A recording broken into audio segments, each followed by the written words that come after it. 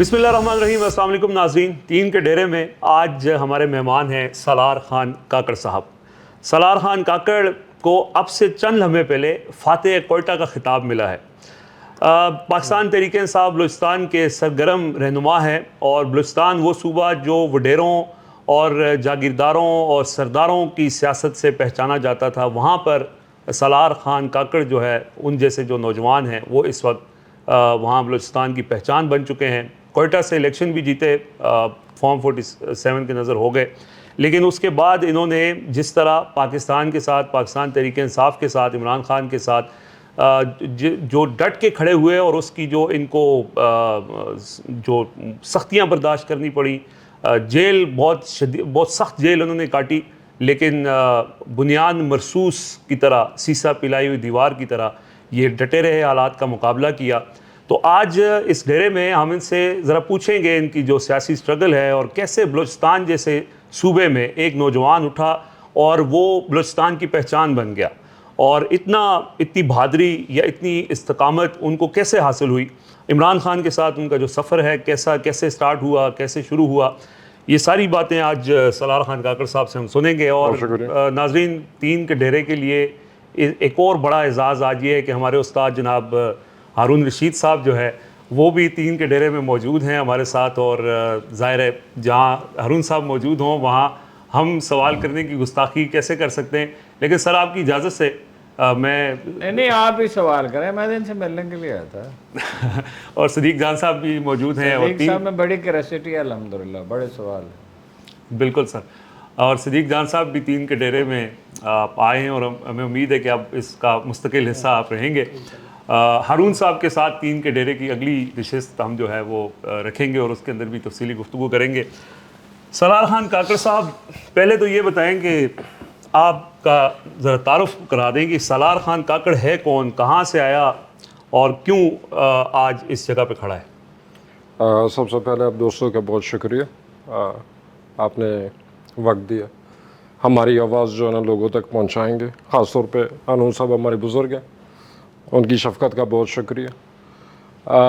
2017 میں بھی میں جیل میں تھا یہ سیاسی معاملات میں.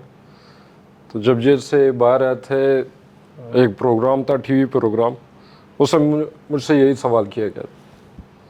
تو اس وقت میں نے ایک تعارف کرایا تھا، دوستوں کو پسند آیا تھا. میں ذرا دوہرا دیتا ہوں اگر آپ کی اجازت ہو. سالار کاکڑ نام ہے میرا، بلوچستان سے تعلق ہے، پاکستان کا بیٹا ہوں اور پاکستانی ہونے پہ فخر کرتا ہوں. واہ. عمران خان کا سپاہی ہوں اور عمران خان کو پاکستان کی انشورنس پالیسی سمجھتا ہوں. پارٹی سے تعلق 2007 سے، لڑکپن جوانی ساری جو ہے نا ہمیں یہ سعادت نصیب ہوئی ہے کہ خان صاحب کے ساتھ رہیں.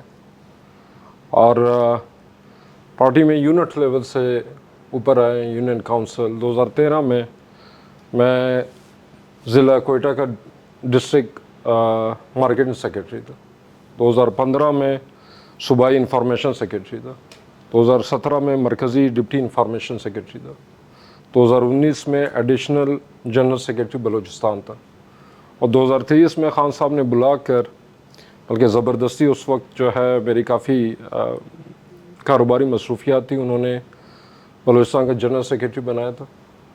اور مجھے یہ اعزاز حاصل ہے کہ میرا لیڈر یہ سمجھتا ہے میں نے پہلی دفعہ بلوچستان میں تنظیم بنائی، اور بلوچستان کا جو بہترین رزلٹ تھا، 4 قومی سیٹیں اور 4 صوبائی سیٹیں، وہ ہمارے دور میں بدترین مشکلات کے باوجود ہم لوگوں نے جیتی تھی 8 فروری کو. لیکن باقی آپ کو معلوم ہے جس میں جیتنا تقریباً ناممکن تھا. جی. ایسے حالات تھے 9 مئی کے بعد ہم نے مہینوں جو ہے نا گھر نہیں دیکھا، اور دوست جو ہے دن میں روپوش رہتے تھے، رات میں کوئٹہ شہر میں ہم جاتے تھے اور میٹنگز کسی مقام پہ ارینج کرتے تھے. وہ دوسرے تیسرے دن وہاں پہ چھاپے پڑ جاتے تھے. اللہ نے عزت رکھی تھی، اللہ نے کرم کیا تھا. سالار بھائی، ظاہر ہے بہت سے ہمارے سوالات ہیں، لیکن پہلے ہم سننا چاہتے ہیں کہ 24 نومبر کی جو عمران خان صاحب کی کال تھی، بلوچستان سے آپ روانہ ہوئے اور ناقابل یقین تھا کہ آپ بلوچستان سے روانہ ہو کر اور ڈی چوک تک پہنچیں گے. ایک تو وہ بتائیں کہ آپ ڈی چوک تک کیسے پہنچے اور اتنی بڑی تعداد میں آپ اپنے کارکنان کے ساتھ پہنچے، کیسے پہنچے، اور دوسرا جب گولیاں چل رہی تھیں، کیونکہ آپ کا سفر تو سب سے طویل تھا، کیونکہ سب سے دور کے علاقوں سے آپ آئے تھے اور سب سے زیادہ تھکے ہوئے آپ تھے، لیکن جس طرح سے آپ ڈی چوک تک پہنچ گئے تھے، جب وہ سانحہ ہوا 26 نومبر کا، اس وقت آپ کہاں پر موجود تھے، اور آپ جب واپس جا رہے تھے آپ کی گرفتاری کن حالات میں ہوئی، اور پھر جیل میں کیا ہوا؟ یہ ساری بات میں نے اس لیے کی کہ ایک ہی گو میں ہم آپ سے یہ ساری بات آپ کو بغیر روکے اور ٹوکے ہم سن لیں، تو پھر اس میں جہاں پہ ہمارے سوالات ہوں گے وہ ہم آپ سے سوالات کر لیں گے، کیونکہ ناظرین بھی، ہمارے دیکھنے والے سننے والے یہ جاننا چاہتے ہیں، کیونکہ ہمیں تو پتہ ہے جب آپ جیل میں تھے، بلکہ میں ہارون صاحب جو ان کے میں پی ٹی آئی کے بہت لوگ گرفتار ہوئے، لیکن جو پہرا سالار خان کاکڑ کے دوستوں نے سالار خان کاکڑ اور ان کے کارکنان پہ دیا، اپنے بلوچستان کے ورکرز پہ دیا، میں نے نہیں دیکھا کہ کسی اور علاقے کے رہنماؤں نے وہ اپنے کارکنان پہ وہ پہرا دیا ہو۔ بہت سے نام ہیں، میں شاید سب کے نام لے سکوں، نور صاحب تھے، عزیز صاحب تھے، احسن نیاز کتران تھے، اور بہت سے نام ہیں، سب کے نام مجھے یاد نہیں ہیں، لیکن اور ساتھ ہی وہ ہمیں کیا کہتے تھے جب ہمیں وہ ساری بات بتاتے تھے، اور ان کا ہر جگہ وہ ان کو فالو کر رہے تھے، 24 گھنٹے بار پہرے دیتے تھے کہ خدا نخواستہ ان کو کہیں نامعلوم مقام پہ کہیں نہ منتقل کر دیا جائے، اور ساتھ وہ ہمیں یہ کہتے تھے کہ ہمارا آپ نے ذکر نہیں کرنا، یعنی ان کو یہ نہیں تھا کہ ان کی کوئی وہ پاپولر ہوں، ان کا ایک حاضری لگے گی یہ بڑا کر رہے ہیں، تو وہ کہتے تھے کہ ہم اپنے لوگوں کے ساتھ کھڑے ہیں، بلوچستان کے ہمارے ورکرز کے ساتھ، اور ایسی تکلیف دہ سٹوریز ہیں بلوچستان کی، کہ ایک تو وہ جو شہید ہوئے تھے ان کے بھی شاید بھائی یا پتہ نہیں بیٹا یا اس طرح سے فیملی ممبر بھی تھے، تو یہ ساری چیزیں ذرا آپ بتا دیں تو پھر ہمارے جو بھی سوالات ہوں گے ہم آپ کے سامنے رکھیں گے۔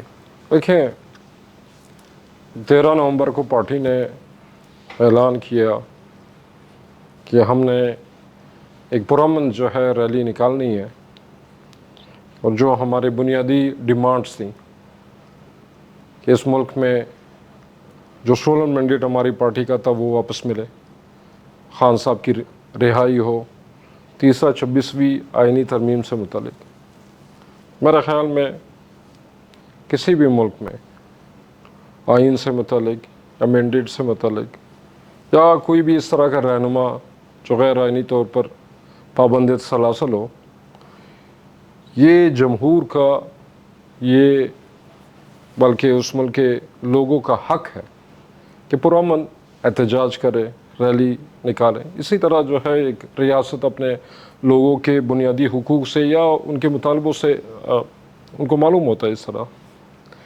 تو ہم اس متعلق جو ہے نا ہم لوگوں نے تیاری کی، 22 نومبر کو ہم روانہ ہوئے۔ ہمیں اندازہ نہیں تھا، ہم کہیں گے کہ ہم پہ اتنی سختی ہوگی یا اتنے زیادہ مقامات پہ رستے روکے جائیں گے، یا ہم پہ ایسی شیلنگ ہوگی یا فائرنگ ہوگی، جو بھی معاملات تھے، کیونکہ ہمارے پاس تو ایک نیل کٹر بھی نہیں تھا، نوجوان تھے ہمارے ساتھ، پارٹی کے جھنڈے اٹھائے ہوئے تھے، اور حالانکہ وہ ساتھ میں اگر عمران خان زندہ باد کا نعرہ لگتا ہے تو پاکستان زندہ باد کا نعرہ بھی لگتا ہے۔ ہم اگر خان صاحب کے ساتھ ہیں، وہ پاکستان کے لیے ان کے ساتھ ہیں، پاکستان کے لیے ان کا جو ویژن ہے، ہم سمجھتے ہیں کہ اس میں اس ملک کی فلاح بقا، اس ملت کی، اور میں سمجھتا ہوں امت کی بھی اس میں جو ہے نا بھلائی ہوگی، تو ہم لوگ روانہ ہوئے۔ ہم پہ بلوچستان میں بہت سختیاں ہوئی، بہت سے کہاں آپ کا روکا گیا؟ ہمیں مینلی ہم جو اکٹھے ہوئے تھے وہ ضلع قلعہ سیف اللہ میں ہوئے، قلعہ سیف اللہ جی، کیونکہ راستہ یہی ہے۔ اب پنجاب سے جب آتے ہیں یہ 3-4 اضلاع شروع میں آتے ہیں، شیرانی، جوب، قلعہ سیف اللہ، پھر چھوٹا سا ٹکڑا پشین کا آتا ہے، پھر کوئٹہ۔ ہم نے یہی کہ ہر علاقے سے اپنے دوست بلا لیے تھے کہ وہاں پہ اکٹھے ہوں گے، تو قلعہ سیف اللہ سے لے کر پھر جوب، شیرانی، ان 3 اضلاع میں بہت سخت جو ہے نا ہر جگہ رستے رکے ہوئے تھے، کنٹینرز کھڑے کیے ہوئے تھے، وہ پہاڑ ہے، آپ کو معلوم ہے کہ وہاں پہ بہت مشکل ہو جاتا ہے وہاں سے نکلنا، وہاں سے گاڑیاں نیچے اتارنا، جو وادیاں بنی ہوئی ہے وہاں پہ گاڑیاں گر جاتی ہیں، بہت بلند والا پہاڑ، وہ سختیاں ہو گئی۔ اور ہم 18 گھنٹوں میں، جو میرے خیال میں 3-4 گھنٹے کا سفر تھا، ہم نے 18 گھنٹوں میں وہ طے کیا۔ اگلی صبح جو ہے ہم آئے تھے کے بی کے، वहाँ से अरेस्ट करके एक दिन अगले दिन रवाना हुए थे। जो इस्लामाबाद हम पहुँचे हैं, KPV में कहाँ से दाखिल हुआ है?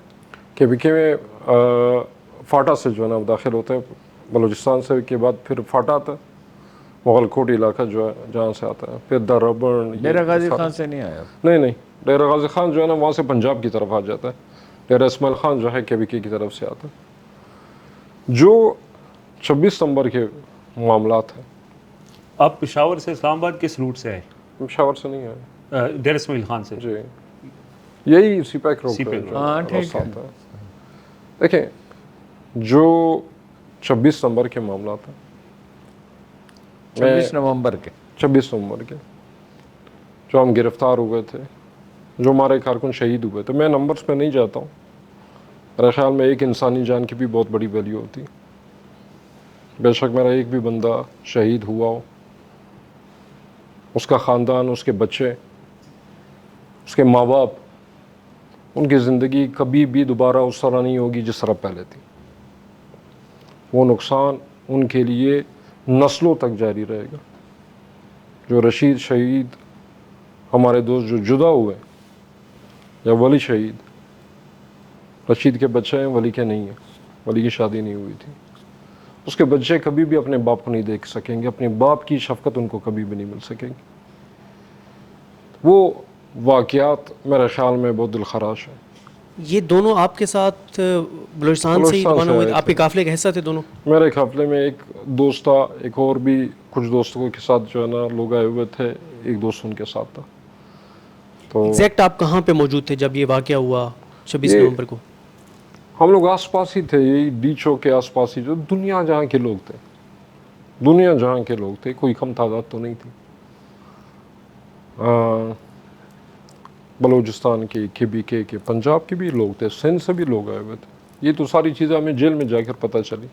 वहाँ पे आपको जो है ना जब मिल बैठते हैं फिर सही पता चलता है कि कहाँ से दोस्त आए। तो ये सारे वाक़यात मैं कौन समझता सी हूँ। जेल में थे आप? जेलम में हमें जब गिरफ्तार किया गया था, उसके बाद सिविल लाइन थाने ले गए थे। 13 दिन तो जो है ना सिविल लाइन थाने में हम लोगों ने गुजारे, 2-3 रिमांड उन्होंने लिए थे। उसके बाद 7 दिसंबर को जेल में जो है वो भेजा गया था, और वहाँ से मैं 30 फरवरी को जो है ना रिहा हूँ।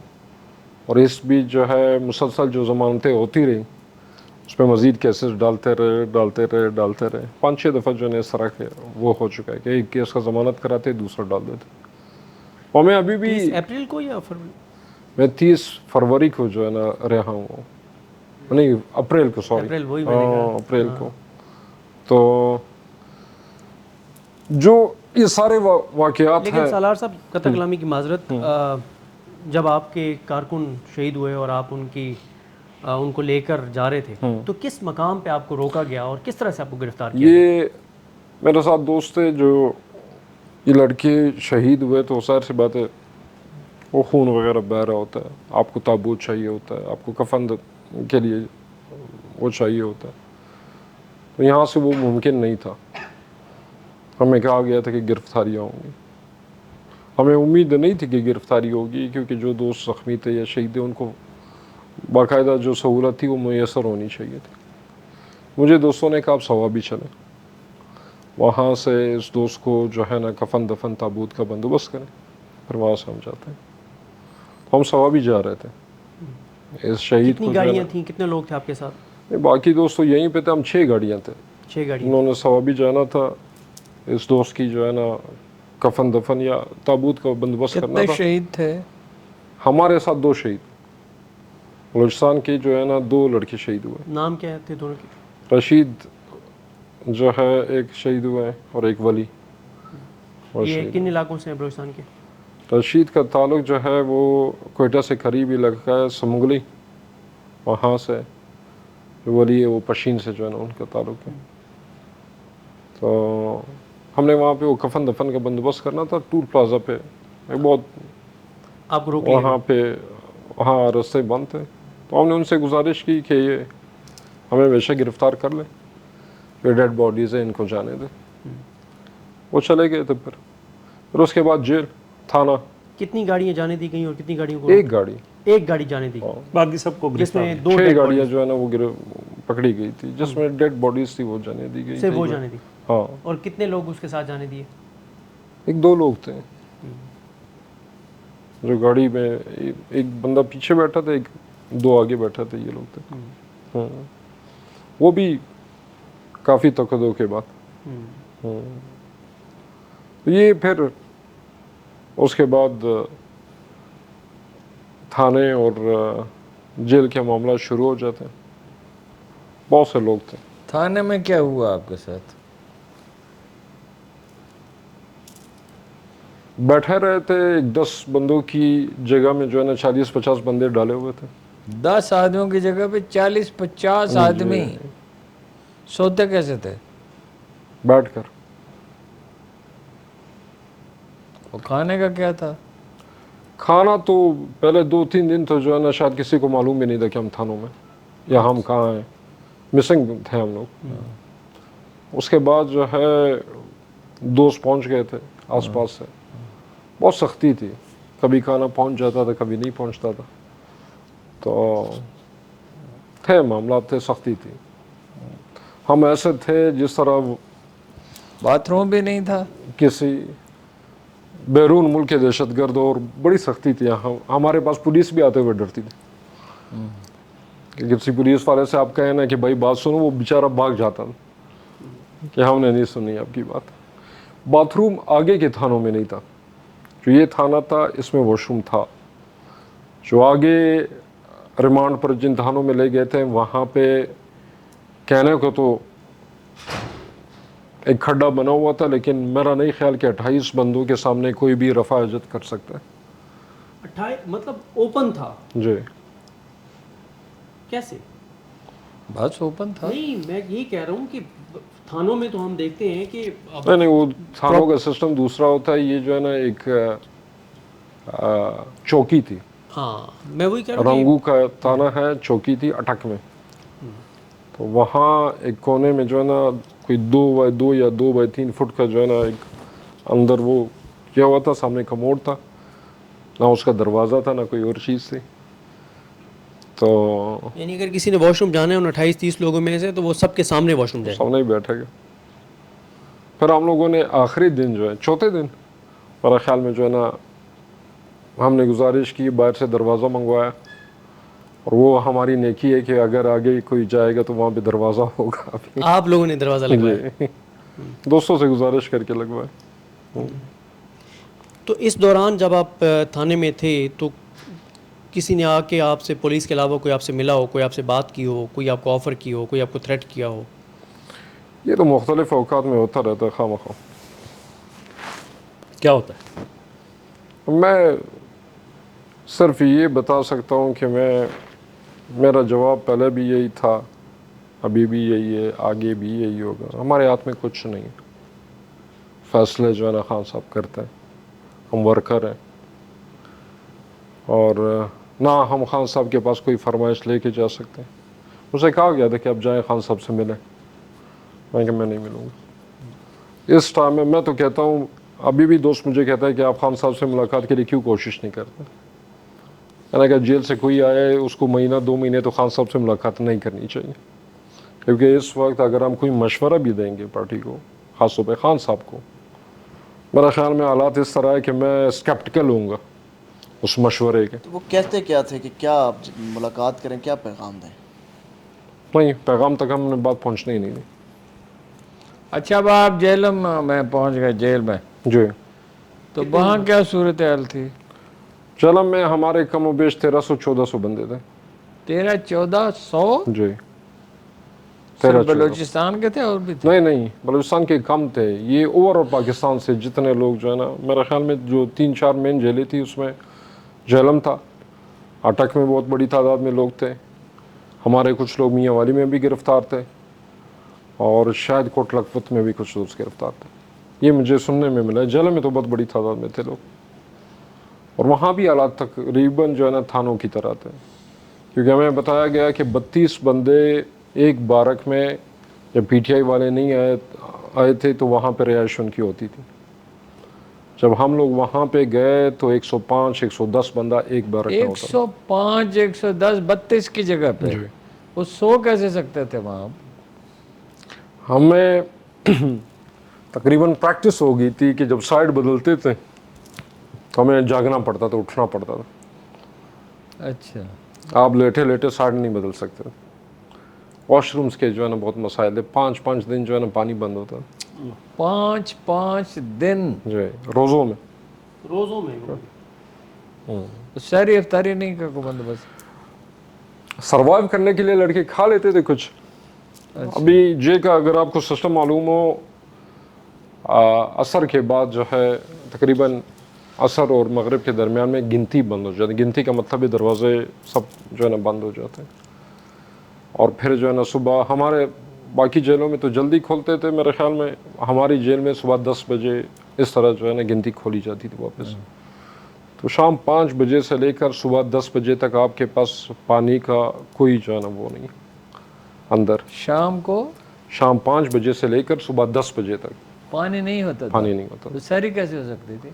سحری افطاری میں تھوڑا سا لوگ کھاتے تھے، کوشش کرتے تھے کہ واش روم یا کوئی اس طرح کی حاجت نہ پڑے. نماز کا جو ہے نا بہت بڑا مسئلہ ہوتا تھا اس میں. کیسے پڑھتے تھے نماز؟ تیمم کر کے اچھا جو معاملہ ہوتا تھا اس طرح کا کر لیتے. یہ 2-3 دفعہ ہوا ہے میرے خیال میں. 3 دفعہ جو ہے نا اس طرح ہوا ہے. ایک دفعہ 5 دن تھا، ایک دفعہ میرے خیال میں 4 دن تھا، ایک دفعہ 3 دن تھا. کہ وہ کہتے تھے کہ موٹر خراب ہو گئی تو موٹر صحیح ہونے تک. موٹر کو ٹھیک ہونے میں کتنی دیر لگتی ہے؟ موٹر تو فوراً ٹھیک ہو جاتی ہے. اب وہ تو میں اور آپ نہیں کرا سکتے ہیں، وہ تو جن کے ہاتھ میں ہو وہی بتا سکتے ہیں کہ کیا. ماہ رمضان میں بھی اتنی ان کے اندر شرم، حیا اور احساس نہیں تھا کہ یہ تو وہ مہینہ ہے جس میں وہ ملک جو مسلمان نہیں ہے وہ مسلمانوں کے لیے بڑی آسانیاں شروع کر دیتے ہیں کہ یار مسلمانوں کے لیے بڑا مقدس مہینہ ہے. تو یہاں پہ ہم اسلامی جمہوریہ پاکستان ہیں اور کسی نے جیل میں یہ سٹینڈ نہیں لیا یا کوشش نہیں کی کہ یار. صدیق بھائی، جو انتظامیہ ہوتی ہے اس میں اچھے لوگ بھی ہیں، برے لوگ بھی ہیں. میں ایک بات بتا دوں کہ بہت بڑی تعداد ان میں سے بھی خان صاحب کے سپورٹر ہیں، کیونکہ سکھوں نے خدرے میں کوشش کرتے ہیں کہ آپ کو تھوڑی سی جو ہے نا رعایت نصیب ہو. بعض لوگ پھر مجبور بھی ہوتے ہیں شاید. ان کی بھی تو نگرانی ہو رہی تھی نا. ٹھیک ہے نا. تو انتظامیہ آپ سے ہمیشہ اگر کوئی زیادتی ہو بھی رہی ہوگی وہ آپ کو کہتے ہیں کہ ہمارے بس میں کچھ نہیں. تو اب سچ ہے جھوٹ ہے یہ کیا ہے؟ سوری سالار بھائی آپ کو یہاں پہ روکوں گا. ہارون صاحب آپ سے میرا ایک سوال ہے کہ جیل انتظامیہ کے وہ لوگ جو یہ کہتے ہیں کہ ہم مجبور ہیں، ہم دل سے آپ کے ساتھ ہیں، دل سے عمران خان کے ساتھ ہیں، ہمیں احساس بھی آپ کے ساتھ غلط ہو رہا ہے، ماہ رمضان ہے، اپنے نماز پڑھنی ہے، روزہ رکھنا ہے، لیکن ہم مجبور ہیں، ہم کچھ نہیں کر سکتے. تو یہ مطلب یہ کیا بات ہے کہ زیادہ سے زیادہ آپ کی نوکری چلی جائے گی؟ نہیں نوکری کے نہیں. خوف جب داخل ہو جاتا ہے نا ہڈیوں کے گودے تک. امام زین العابدین نے کہا تھا، جو مسلم تاریخ کی عظیم ترین ہستیوں میں سے ایک ہیں، انہوں نے کہا تھا کہ اتنا ظلم، اتنا دکھ مجھے کربلا میں نہیں ہوا تھا جتنا اہل کوفہ کی خاموشی پر. کوفہ ایک شہر نہیں، ایک خاموش گروہ کا نام ہے.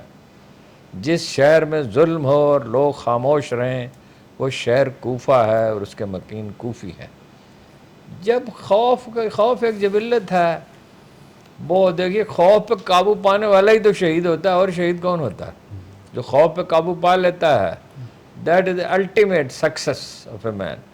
کہ جب وہ خوف سے گزر جاتا ہے، بس جان سے زیادہ قیمتی کوئی چیز نہیں ہے. تو دیکھیے نا، کوئی جب سے یہ کائنات وجود میں آئی ہے، انسانوں کو قرآن مجید کہتا ہے وَلَنَبْلُوَنَّكُمْ بِالشَّيْءٍ مِّنَ الْخَوْفِ وَالْجُوعِ وَنَقْصٍ مِّنَ الْأَمْوَالِ وَالْأَنفُسِ وَالثَّمَرَاتِ وَبَشِّرِ الصَّابِرِينَ الَّذِينَ إِذَا أَصَابَتْهُمْ مُصِيبَةٌ قَالُوا إِنَّا لِلَّهِ وَإِنَّا إِلَيْهِ رَاجِعُونَ. ہم تمہیں لازماً آزمائیں گے، اسے کوئی استثناء نہیں. نہ کوئی پیغمبر، نہ عظیم پیغمبر، نہ رسول اللہ صلی اللہ علیہ وسلم کی ذات گرامی، جن کی عمر کی اللہ قسم کھاتا ہے. ہر شخص کو آزمایا جائے گا، کچھ خوف سے، کچھ بھوک سے، کچھ مال کے نقصان سے، کچھ جانوں کے نقصان سے، یعنی آپ کے عزیز و اقارب کے جان، لگتا ہے ایسا، کیونکہ جس کی اگر کسی کی اپنی جان چلی گئی وہ تو شہید ہے اگر وہ حق پہ ہے۔ باغوں کی بربادی سے، اور جو لوگ صبر کریں انہیں خوشخبری سنا دو۔ اور وہ کون لوگ ہیں جو کہتے ہیں کوئی بات نہیں، اللہ کے پاس سے آئے تھے، اللہ کے پاس چلے جانا۔ Karbala is the only incident in human history کہ ساری آزمائشیں ایک ساتھ اتری، خوف بھی، بھوک بھی، پیاس بھی، جان کا نقصان بھی، ہر چیز کا، اور نہایت وحشت کے ساتھ، لیکن لوگ خاموش رہے۔ وہی لوگ جنہوں نے بلایا تھا، بعد میں ویسے لوگ اٹھے، یہ بات صحیح نہیں ہے کہ کوفہ کے لوگ اٹھے نہیں، بعد میں وہ لوگ اٹھے۔ جب آدمی جو ہے نا وہ خوف زدہ ہو جاتا ہے تو وہ انسان رہتا نہیں ہے۔ وہ فرانسس فینن نے کہا، جو one of the great writers, تو غلامی پہ جن لوگوں نے لکھا ہے سب سے اچھا لکھا ہے، غلام اپنے آقا کے ذہن سے سوچتا ہے۔ وہ بالکل آدمی نہیں رہتا، وہ چوہا بن جاتا ہے، وہ جو اس کو اشارہ کیا جاتا ہے، جیسے سرکس کا سدھایا ہوا جانور ہے۔ 25,000 تو کل انگریز تھے یہاں پہ، بعض لوگ کہتے ہیں اسے کچھ زیادہ تھے، 50,000 کہتے ہیں۔ مسلمانوں کا تناسب کتنا تھا جب انہوں نے حکومت کی؟ جب خوف آ جاتا ہے، اور یہ ایک قوم کی کہانی نہیں ہے، برطانیہ پہ وائکنگز نے رول کیا ہے، یہ ابھی جو پڑے ہوئے ہیں ناروے وغیرہ میں، رومنز نے رول کیا ہے، اور کس کس نے حکومت کی ہے؟ امریکہ میں کیا ہوا، انڈیا میں کیا ہوا، چین میں کیا ہوا، اتنی بڑی آبادی کیا ہوا؟ وہ خوف زدہ آدمی جو ہے نا اس کو کوئی دین ایمان نہیں رہتا، باقی اس کو صرف ایک فکر باقی رہ جاتی ہے کہ اسے زندہ رہنا ہے۔ جس آدمی میں دیکھیے نا، وہ حر کو کیوں اتنا بڑا کریکٹر کہا جاتا ہے؟ اس نے سوچا یہ کیا ہو رہا ہے، جناب رسول اللہ صلی اللہ علیہ وسلم کی اولاد، سیدہ فاطمہ الزہرا کی اولاد، جناب امام حسن کی، جناب امام حسین کی، یہ لوگ، ان سے میں لڑوں گا۔ چنانچہ وہ گھوڑا دوڑاتا ہوا چلا گیا، دیٹس اٹ۔ عبدالآباد تک کے لیے اس کا نام رہے گا۔ اور وہ جو نمازیں پڑھتے تھے، تلاوت کرتے تھے، نفلی روزے رکھتے تھے، صدقہ و خیرات بھی کرتے تھے، خوف نے ان کو مار ڈالا۔ آدمی تھوڑی رہتا ہے جب وہ خوف زدہ ہو جاتا ہے۔ اچھا، میں ایک سوال پوچھنا چاہتا ہوں۔ آپ نے کہا کہ 1400 لوگ جو ہیں وہ جہلم میں آپ کے ساتھ تھے، آپ ان سے ملتے ہوں گے، ظاہر ہے، جو آپ کے سیل میں ہیں، جو باہر لوگ بھی ہیں۔ ایک تو یہ بتائیں کہ وہ جو 1400 لوگ تھے وہ کن علاقوں سے ان کا تعلق تھا، کس ایج گروپ کے وہ لوگ تھے، کس پیشے سے وابستہ تھے، اور ان کی اور آپ کی جو گفتگو ہوتی تھی کہ وہ کس مقصد کے لیے یہاں پہ یہ قربانی دے رہے، اتنی بڑی قربانی کہ آپ کو پانی بھی میسر نہ ہو اور آپ وہاں پہ تیمم کرنا پڑے، جو شاید کبھی جنگوں میں بھی ایسی صورتحال نہیں ہوتی۔ تو وہ کون، ان کے بارے میں بھی ذرا بتائیں، ان سے جو آپ کی گفتگو ہوتی تھی وہ کس طرح کی تھی؟ جو 1400 لوگ تھے، ایک تو ہم لوگوں نے، میرا خیال میں حکومت نے ایک بہت بڑا بلنڈر یہ بھی مارا کہ اس میں بہت بڑی تعداد میں افغان مہاجرین بھی گرفتار کر لیے۔ اچھا، ہاں، 26 نومبر کے بعد کم سے کم و بیش 30-35% جو ہے اس میں افغان مہاجرین۔ اچھا، وہ تو نہیں تھے مظاہرے میں، تو نہیں تھے، مظاہرے میں نہیں تھے، ان کو دکانوں سے اٹھایا تھا، سبزی منڈی سے اٹھایا تھا، ریڑیاں جہاں پہ ان کی کھڑی تھی وہاں سے اٹھایا تھا، ہسپتالوں سے اٹھایا تھا، گھروں سے اٹھایا تھا۔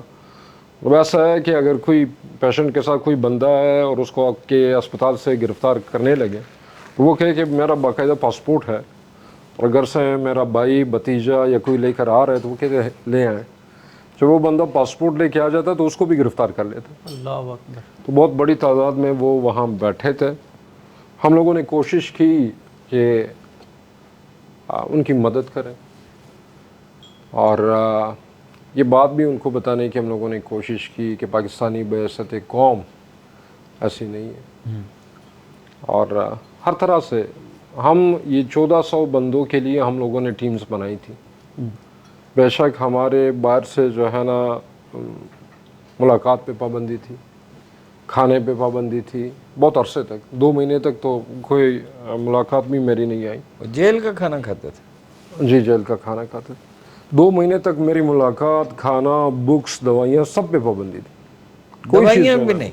کوئی چیز نہیں آتی تھی. میں نے عدالت سے باقاعدہ آرڈر لیا، اس کے بعد الاؤ ہوئی. اور وہ بھی آپ یقین کریں کہ 50-60% لوگوں کو وہیں سے جواب دیتے تھے. پولیٹیکل کوئی بندہ ملنے نہیں دیا انہوں نے. جو بندہ پارٹی کے جو لیڈرشپ آئی ان سب کو دروازے سے جو ہے نا واپس کیا. سالار کا نام لیتے تھے ان کو واپس کر دیتے تھے. تو خیر وہاں ایج گروپ جو ہے میں کہتا ہوں 14 سال سے لے کر 70 سال تک کے لوگ تھے. بہت بزرگ جو ہے نا ہمارے ساتھ تھے، اچھا. اور بہت کردار والے، بہت استقامت والے، سوچ و فکر والے لوگ تھے. بہت سے بزرگ جو ہے کہتے تھے کہ اللہ اس دن تک ہمیں رہائی نہ دے جب تک خان صاحب نہ نکلے. اللہ اچھا وہ کہتے تھے ہم علاقوں میں جا کر کیا جواب دیں گے، اچھا، ہم کس لیے گئے تھے. وہ خان صاحب بڑا کی رہائی حیرت کے. انگیز وقت. صحیح بات. امن بابا ایک دوست ہیں ہمارے تقریباً. امن بابا؟ جی، ان کا نام طالمان خان ہے. اچھا، سوات سے ان کا تعلق. وہ کہتے تھے اللہ ہمیں اس دن تک رہائی نہ دے جب تک خان نہ نکلے. ہم علاقوں میں کیسے جائیں گے. ان کے ساتھ جو ہے عیال بابا تھے، بزرگ شخصیت. ان کے ساتھ میاں والی سے ہمارے ساتھ تھے حاجی عطا اللہ صاحب. حاجی عطا اللہ، جی، بڑے جیدار بنتے تھے. ہمیں کوئٹہ والوں کا نام اس لیے نہیں لوں گا، اس میں اکثریت ہمارے رشتہ دار دوست احباب بھی تھے. نہیں نام میں لینا باقی چاہیے. علاقوں کا جو ہے نا لیکن نام بتاؤں لینا گا. چاہیے ان کا. بہت خدمت کی. کوئٹہ سے میں فاروقی صاحب ہیں ہمارے، انہوں نے جو ہے سارے بارکس میں جو ہے نا مسلسل قرآن خوانیاں کرواتے تھے. اچھا، وہ لوگوں کو انگیج رکھتے تھے. میں کہتا ہوں 250-300 انشاءاللہ اوپر ہی ہم لوگوں نے قرآن خوانیاں کی. 300 سے زیادہ جی. قرآن خانے کی. یہ یاسین شریف کے جو ہے نا ختم وہ روز کرواتے تھے. اچھا، اور نماز کے بعد، عشاء کی نماز کے بعد باقاعدہ تعلیم دی جاتی تھی.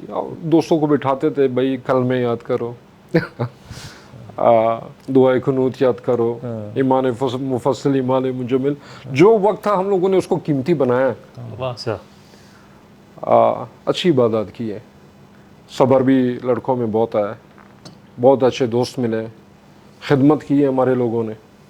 جو جتنے لوگ تھے اگر ان کی دوائیوں یا ہسپتال کا یا دوسرا کوئی ایشو ہوتا، ہم لوگ مسلسل ہمارے دوست گھومتے رہتے تھے، وہاں پہ جاتے تھے.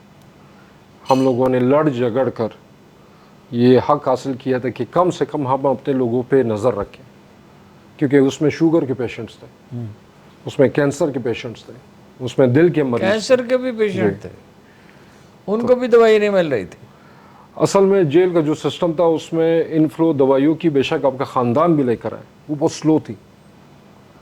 آج آپ دوائیاں سبمٹ کرائیں گے، ان کا بورڈ تھا، ان کے ڈاکٹرز تھے، وہ دیکھیں گے ہفتہ 10 دن بعد آپ کو ملیں گے. اللہ. تو جو اس طرح جو شوگر کے پیشنٹس ہیں یا کینسر کے پیشنٹس ہیں ان کے لیے یہ ٹائم جو ہے بہت کرٹیکل ہو جاتا ہے. وہ ان کو لائف اس میں تھریٹنگ جان جا سکتی ہے. تو الحمدللہ جو بزرگ تھے ہم لوگوں نے ان کی خدمت کی، ان کو مسلسل دوائیاں فراہم کی، ان کو ہاسپٹلائز کیا جب ضرورت پڑی، اور ان کی چھوٹی موٹی ضروریات باقی تو نہیں کر سکتے تھے. کوشش کی کہ یہ وقت ان کا جو ہے نا آسانی سے، تقریباً نسبتاً آسانی سے گزرے. تو میرے خیال میں اس خدمت میں ہمارا ٹائم بھی اچھا گزرا. ہم صبح سے شام تک مصروف رہتے تھے سارے لوگ. ایک روٹین جو ہے نا بنائی ہوئی تھی ہم لوگوں نے، شاید اس وجہ سے ٹائم سے ہی گزرا. اور میرے خیال میں میرے لیے اعزاز یہ ہے کہ میں نے چکی میں جانا پسند نہیں کیا. یہ 5 مہینے بیرکس میں اپنے دوستوں کے ساتھ ہم لوگوں نے گزارے. یہ میرے لیے اعزاز کی بات ہے. کیا آپ یہ سمجھتے ہیں کہ یہ صرف ایک جیل تو نہیں تھی، بہت سی جیلیں تھیں، جیسے پنجابی، سندھی، بلوچ، جی. پختون سب سے زیادہ، افغان مہاجرین بھی. کیا اس نے پی ٹی آئی کو ایک قومی سیاسی جماعت بنانے میں کوئی رول اس میں پلے کیا؟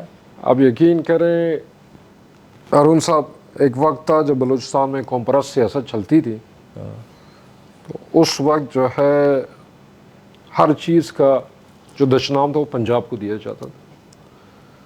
شاید سندھ میں بھی ایسا ہی تھا، شاید کے پی کے میں بھی ایسا ہی تھا. اس جیل میں ہم تمام قومیتیں بیٹھی ہوئی تھیں. اس میں کرسچنز بھی تھے، جو میرے خیال میں ڈیرہ کوئی اسماعیل شمالی خان سے، علاقوں کے لوگ بھی تھے؟ جی ہاں جی ہاں، وہاں سے کشمیر سے تھے، گلگت سے تھے، اچھا۔ ہر علاقے سے تھے. یہ ایک کراس سیکشن تھا پاکستانی سوسائٹی کا، اور یہ سب ان نظریات نے ان کو ایسا باندھا تھا، یہ سب آپس میں بھائی بھائی تھے. بہت خیال رکھا ہے لوگوں نے ایک دوسرے کا، بہت صبر سے، اور بہت ایثار جو ہے نا اپنے آپ آپس میں رکھا ہے کہ اپنی چھوٹی موٹی چیزیں جو گھروں سے آتی تھی وہ ان سب میں بانٹتے تھے، اپنے لیے نہیں رکھتے تھے. تو میرے خیال میں عمران خان نے بہت حد تک یہ جو منافرت تھی، چاہے وہ فرقے کی تھی، چاہے قومیت کی تھی، چاہے زبان کی تھی، حتیٰ کہ بہت حد تک مذہب کی تفریق بھی مٹھا دی ہے، اور بہت متحد کر دیا ماشاء اللہ اس قوم کو. نان مسلمز بھی تھے؟ کرسچنس تھے ہمارے ساتھ، ہاں کرسچنس تھے، ڈیرہ اسماعیل خان کے تو کچھ ٹھیک ہے، وہ دوست پاکستان کے معزز شہری ہیں. ہیں. جی ماشاء اللہ، بالکل. سالار بھائی، سب سے مشکل وقت کون سا تھا جیل میں، اور ٹوٹل کتنا آپ عرصہ رہے، اور سب سے مشکل وقت کون سا تھا جو آپ کہتے ہیں کہ سب سے مشکل لمحات وہ تھے؟ صدیق بھائی، جو جیل کے جتنے بھی مشکلات تھے تھانوں کے، مطلب یہ ہم لوگوں کے پٹھے جو ہے نا جگہ نہ ہونے کی وجہ سے یہ ساری جو ہے نا یہ اکھڑ گئی تھی، بڑا اس میں مسئلہ ہوتا تھا. کھانے پینے کی، یا پانی جس طرح بند کیا، یا جس طرح جو ہے نا بجلی بند کر دی جاتی تھی نا سردی میں، یہ وہ 1% پریشانی ہے جو ان لوگوں پہ گزری. 99% پریشانی ان کے خاندانوں پہ گزری. ہاں، اب میں آپ کو گنوا سکتا بچوں پہ کیا، ماں باپ پہ کیا بیت رہی ہوگی. یہ لوگ جو ہے نا اکثریت اپنے گھروں کی کفیل تھے. ان میں سے بہت سے لوگوں کے گھروں میں فوتگیاں ہوئی، بعض کی والدین فوت ہوئی. اب زندگی موت اللہ کے ہاتھ میں ہے، لیکن بہت حد تک وہ صدمہ جو ہے نا، والدین خوب بچے بہت پیارے ہوتے ہیں، ان کے گھروں میں فوتگیاں ہوئی، ان کے بچے در بدر ہوئے، یہ معاملات ہوئے ہیں. پہلے کچھ عرصے میں لاپتہ بھی رہ رہے، پتہ ہی نہیں تھا کہ لیکن میں قسم کھا کر کہتا ہوں وہ لوگ ٹوٹے نہیں. وہ کہتے تھے کہ اگر دوبارہ بھی نکلنا پڑے، شاید میں یہاں پہ ہوں، انہوں نے کہا میرا پورا خاندان نکلے گا. یہ ایکسرسائز بہت فیوٹائل گئی ہے، بہت فیوٹائل گئی ہے. جس نے بھی یہ سوچا تھا کہ اس سے لوگ جو ہے نا وہ پیچھے نہیں تو ہٹ اس کو فائدہ تو پی ٹی آئی کو ہوا. جی، ہر بندے نے، ان کے خاندانوں اگر نے، لوگ اتنے ڈٹرمنڈ ہو گئے کہ پھر آنے کے لیے تیار ہیں، پھر تکلیف سے ان کے خاندان، ان کے دوست. پھر ہارون صاحب جب یہ لوگ علاقوں میں گئے، ان کی بہت پذیرائی ہوئی ہے، اللہ نے بہت عزت دی ان کو. جب یہ لوگ مطلب آپ کے لوگ بلوچستان گئے تو کیا ہوا؟ ایئرپورٹ پہ بھی، عام شاہراہوں پہ بھی، جو لوگ ایئرپورٹ سے گئے ان کے لیے ایئرپورٹ پہ جو ہے نا ساری، حالانکہ دفعہ 144 لگی ہوئی تھی، سارے لوگ آئے ہوئے تھے. جو بائی روڈ گئے ان کے لیے رستے میں ہر ضلع میں جو ہے نا ان کا استقبال ہوا، اکثریت کا.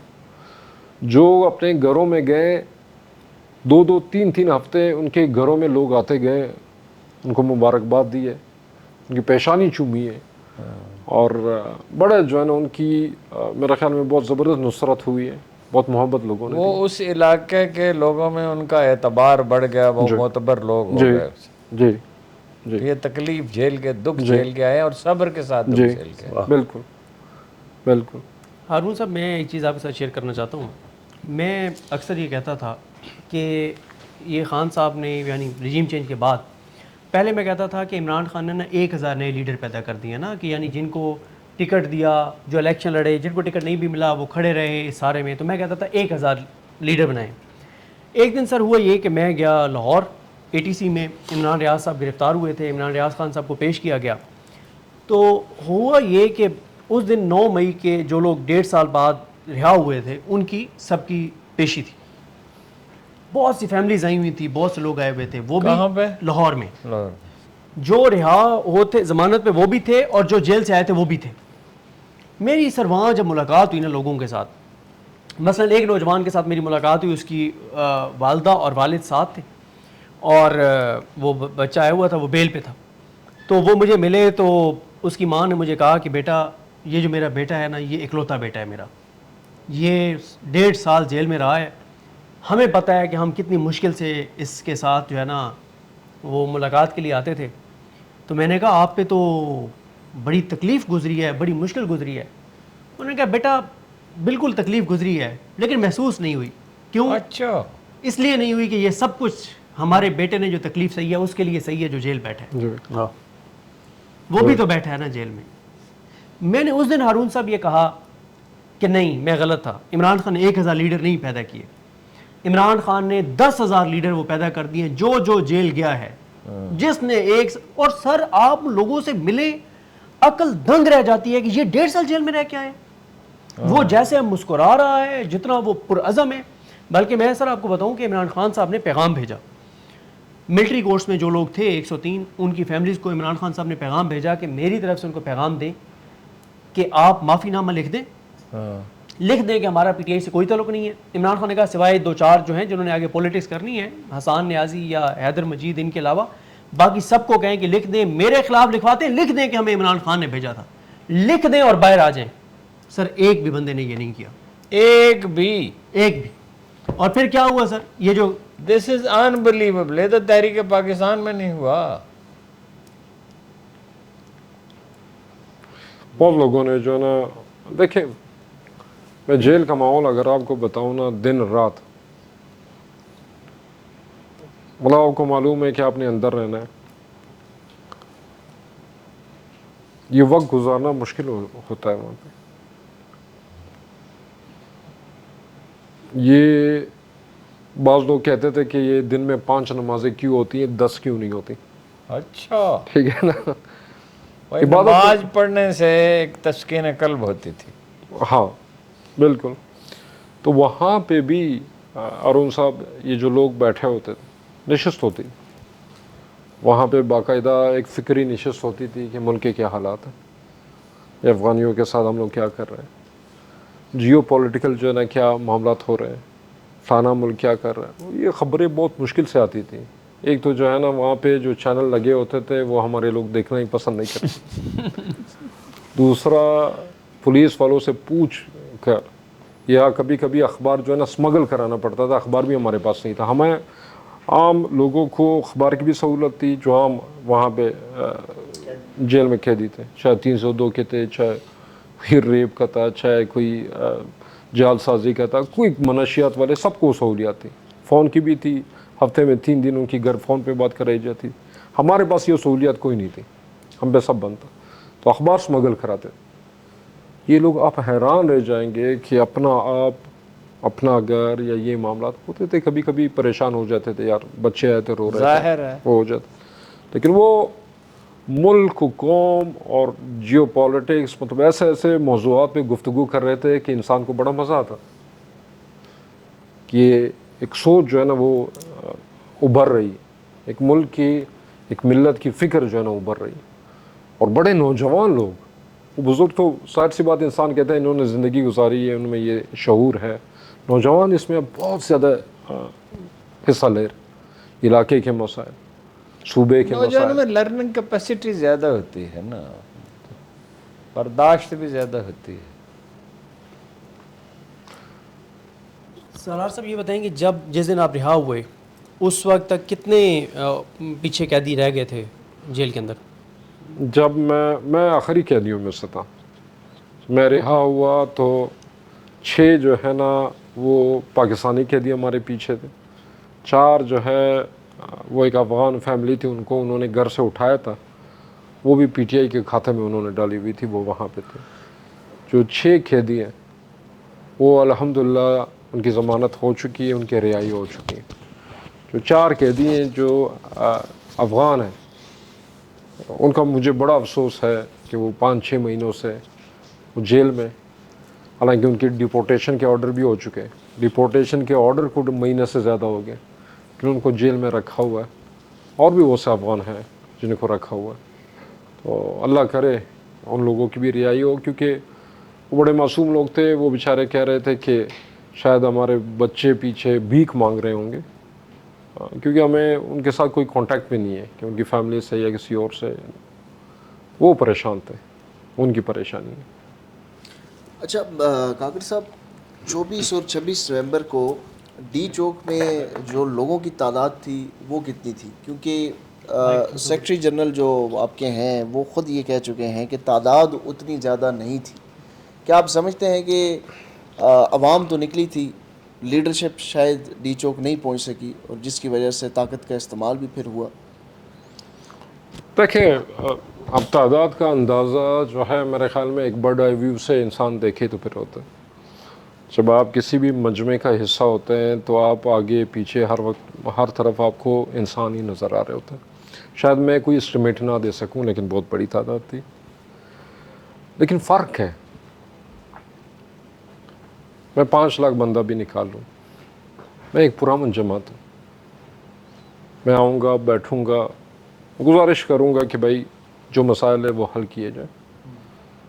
اگر سامنے سے مجھ پہ گولی چلائی جائے گی میں تو ہتھیار نہیں اٹھا سکتا ہوں. ایک نان سیریس سی ایک کوٹیشن ہے کہ شاید ایک ٹرک خربوزوں کے لیے ایک چھری کافی ہوتی. تو جو ڈی چوک پہ ہوا، میری جماعت کم از کم، ہم کوئی کلعدم جماعت نہیں ہے، نہ کوئی عسکری جماعت ہے کہ ہمارے پاس ہتھیار ہو یا ہم کسی کو اس بات پہ ابھاریں کہ وہ ہتھیار کا استعمال کرے. ہم ایک پرامن جماعت ہے اور کہ ایک پرامن طریقے سے دلیل کے ذریعے اپنے جو ہم سمجھتے ہیں جو پاکستان کے لیے صحیح ہے وہ نظریات ہم آگے پیش کرتے ہیں. ڈی چوک میں تعداد کی اس کی کوئی بات ہی نہیں.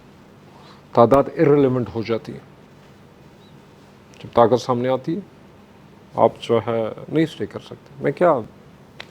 میں آپ اور باقی سب جو ہے اگر ہم 5 لاکھ بندہ بھی ہوں، آگے کسی کو جو ہے کوئی بندوق تھما دے، ہم کیا کریں گے؟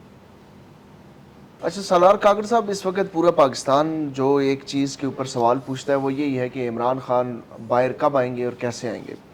پی ٹی آئی کی قیادت سے یہی سوال ہوتا ہے کہ عمران خان کو باہر نکالنے کے لیے آپ کے پاس حکمت عملی کیا ہے؟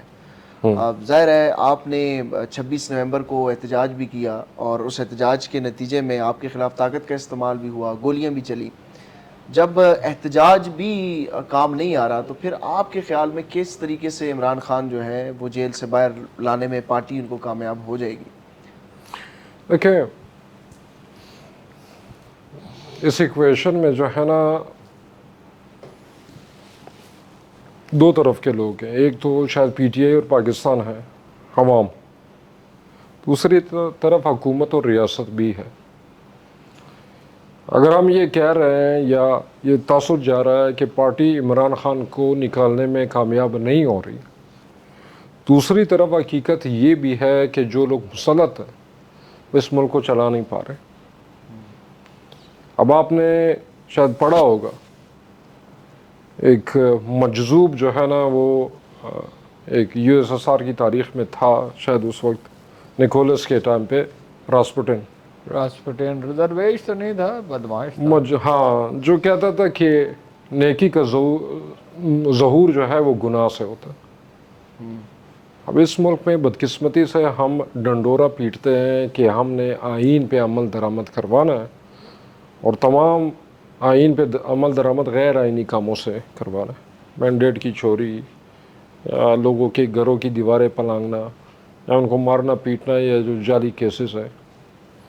تو میں یہ سمجھتا ہوں کہ اس نظام نے اتنا بوجھ اپنے سر پہ اٹھا لیا کہ ہم نے آگے بہت زیادہ جد و جہد نہیں کرنی ہے. اس بوجھ تلے ہی یہ نظام جو ہے نا اپنے منہ کے بل گرے گا. آگے نہیں چل سکتے. آپ کو معلوم ہے پاکستان کے اس وقت حالات کیا ہیں، معاشی حالات کیا ہیں. انڈسٹری تو ساری آپ کی کولیپس کر چکی ہے. مڈل کلاس جو ہے وہ وائپ آؤٹ ہو چکا ہے. کسانوں کا کیا حال ہے یہ سارا ملک جو ہے نا جانتا ہے. کب تک ہم صرف قرضے لیتے رہیں گے اور لوگوں کو بیوقوف بناتے رہیں گے؟ یہ پیٹرول کے، گیس کے، یہ بجلی کے، یہ جو لیوی یہ لوگ اٹھا رہے ہیں، اس سے حکومت تو چل سکتی ہے، ملک نہیں چلا سکتے یہ لوگ. بلوچستان کے کیا حالات ہیں، فاٹا کے کیا حالات ہیں. میں کہتا ہوں ایران کے بارڈر سے لے کر پھر یہ جو سی پیک آپ کی ایک موٹر وے بنی ہوئی ہے، یہاں تک رات کو کوئی سفر نہیں کر سکتا. کوئٹہ سے کراچی کوئی سفر نہیں کر سکتا. تو یہ حالات نارمل نہیں ہیں، ہیجان ہے اس ملک میں. ضرورت اس امر کی ہے کہ اس مسائل کا حل تلاش کیا جائے. آپ کو ایک ایسا لیڈر چاہیے جو اس ملک کو اس مجدار سے نکال سکے. آپ نے ابھی جنگ شروع کی ہے، یہ معاملات جاری ہیں. لیکن اس میں خارجہ پالیسی کتنی اہم ہوتی ہے وہ آپ کو معلوم ہے. اس جنگ میں اگر ہم جیتے ہیں یا یہ مارکا ہم جیتے ہیں, اس کا انٹرنیشنلی خارجہ پالیسی فرنٹ پہ جو فوائد ہم حاصل کر سکتے ہیں وہ تو حاصل نہیں ہو رہے. تو ایسے ہی یہ کمائی واپس ضائع ہو رہی ہے, اور آگے مزید امتحانات ہمارے آگے. جیو پالیٹکس میں ہم بہت حد تک پیچھے جا رہے ہیں. ہمارے ہمسائے اگر ہمارے ساتھ ٹریڈ میں باقی معاملات ہیں جیو پولیٹیکلی الائنڈ ہوتے تو شاید یہ ملک بہت ترقی کرتا. تو ہم دن گن رہے ہیں, دن گزار رہے ہیں, ایک کرائسس کو دوسرے سے جو ہے نا چھپا رہے ہیں, حل نہیں کر رہے. عمران خان نکل آئے گا, ہم بھی کوشش کریں گے. میں بہت سی لیڈرشپ سے ملا ہوں پچھلے 12 دن, ان سے میں نے بات کی. جو ڈوز ہیں اور جو ہاکس ہیں میں سب سے میری ملاقات ہوئی ہے. خان صاحب کی فیملی سے بھی میں کانٹیکٹ میں ہوں. پاکستان کی عوام ہمارے ساتھ ہے, اوورسیز بہت بڑی تعداد ہمارے ساتھ ہے. مجھے بہت امید ہے اور میری دعا ہے کہ ہمارے عمل کی وجہ سے بھی اور ویسے بھی عمران خان صاحب انشاءاللہ زیادہ عرصے اندر نہیں رہیں گے. سرار خان کاکڑ صاحب, آپ کا تعلق بلوچستان سے اور بلوچستان میں وہاں کوئٹہ میں لوگوں نے آپ کے اوپر اعتماد بھی کیا, آپ کو ووٹ بھی دیے. جی. اس وقت وہاں پہ بلوچستان کے حوالے سے کچھ تو ویسے بھی پروپیگنڈا بھی ہوتا ہے, لیکن کچھ ایسی چیزیں وہاں سے آتی ہیں کہ جس سے یہ تاثر ملتا ہے کہ وہاں پر جو لوگوں کا ریاست پاکستان کے ساتھ جو وفاداری ہے یا اس کے حوالے سے جو سینٹیمنٹ ہے وہ اس کو وہ ایک ہے, اس میں وہ تاثر کسی حد تک درست بھی سمجھا جاتا ہے. آپ کیا سمجھتے ہیں کہ بلوچستان میں اس وقت کیا حالات ہیں اور کس طرح پی ٹی آئی وہاں پر یہ جو سینٹیمنٹ ہے اس کو ختم کرنے میں کتنا مددگار ہو سکتی ہے, یا کتنا لوگ آپ کے ساتھ جو جڑے ہیں وہ کیا فیڈ بیک دیتے ہیں؟ کیا واقعی حالات بہت خراب ہیں یا ابھی بھی گنجائش ہے کہ ان کو بہتر کیا جا سکتا ہے؟ دیکھیں, بلوچستان بھی پاکستان کا حصہ ہے. بعض حصوں میں حالات بہت زیادہ خراب ہیں. جنرلی جو ہے نا ملک میں حالات خراب ہیں. جو ہم لوگوں نے 8 فروری کو کیا ہے اس سے عوام کی اس نظام پہ جو ان کا اعتبار تھا وہ بہت زیادہ متزلزل ہوا. ویسے پہلے بھی اتنا اچھا اس نظام کو وہ نہیں سمجھتے تھے, لیکن ہم لوگوں نے اب تو بالکل حد ہی کر دی. انتشار ہے, غیر یقینی صورتحال ہے. ابھی حال ہی میں ایک خاتون جرنلسٹ نے ٹویٹ کی تھی کہ صرف شاید انگلینڈ میں 10,500 پاکستانیوں نے ازائلم کے لیے درخواستیں دی تھی. اور جو اچھے ممالک ہیں, جو ترقی یافتہ ممالک ہیں, وہ آپ کی ویزا پالیسی ریوائز کر رہے ہیں کیونکہ آپ کے ملک سے لوگ مسلسل بھاگ رہے ہیں. اس ہیجان میں ظاہر سی بات ہے 97% پاکستانی گیلپ کا سروے کا ملک چھوڑنا چاہتے ہیں. جی. تو اس ہیجان میں تاریخ انسانی میں کبھی یہ واقعہ ہوا ہی نہیں ہے. اس ہیجان میں جو سب سے زیادہ میرے خیال میں جو اضافہ ہوا ہے وہ میرے خیال میں فاٹا اور بلوچستان میں ہوا. ہم بہت کمزور ہوئے ہیں بطور ریاست وہاں پہ. میرے خیال رات کو ہم سفر نہیں کر سکتے, ہمیں خود بتایا جاتا ہے کہ آپ نہ نکلیں, غیر محفوظ ہے. تو وہ ارون صاحب سے میں کچھ دیر پہلے بھی بات کر رہا تھا, میں ان کی بات ہی دہراتا ہوں کہ بلوچستان میں اور فاٹا میں ہمیں اپنے لوگوں کے ساتھ بہت شفقت سے پیش آنا ہوگا. ہمیں ان کے ساتھ بیٹھنا ہو. عمران خان ہمیشہ کہتے تھے کہ اپنے لوگوں کے خلاف آپ آپریشن ہی نہیں کرتے, اس سے مسلسل لڑائیاں آگے جاتی. اب بیٹھے لوگوں کے ساتھ, جو سیاسی لوگ ہیں ان کو واپس لائے, جو آخر میں انتشاری رہ جائیں گے, جو پاکستان کے وجود کو ہی نہیں مانتے, ان سے پھر لڑ لیں گے. سالار صاحب, ہم آپ سے بلوچستان کے ایشوز کے اوپر اور اس کا حل کیا ہو سکتا ہے اس پہ تو ایک ڈیٹیل پروگرام کریں گے. ہارون صاحب, ہم نے آج سالار صاحب سے ان کی قید کی اور جیل کے واقعات سارے سنے, ان لوگوں کی بھی کچھ لوگوں کی باتیں سنی جو وہاں پہ قید تھے, جو کچھ 26 نومبر کے بعد ہوا. تو آخر میں آپ سے یہ سوال کرنا چاہوں گا کہ سارے پہ آپ کا کیا تاثر ہے, اس سب کو آپ کیسے دیکھ رہے ہیں؟ میں ایک فکرے میں اس کو بیان کرتا ہوں. میری ساری مایوسی ختم ہو گئی. جس چیز کے لیے لوگ اتنی قربانیاں دینے کے لیے تیار ہوں, اتنی تکلیف سہنے کے لیے تیار ہوں, اور تکلیف سہنے کے بعد وہ یہ کہیں کہ ہم ایک دفعہ پھر 2 دفعہ 4 دفعہ پھر اتنی اذیت سہنے کے لیے تیار ہیں.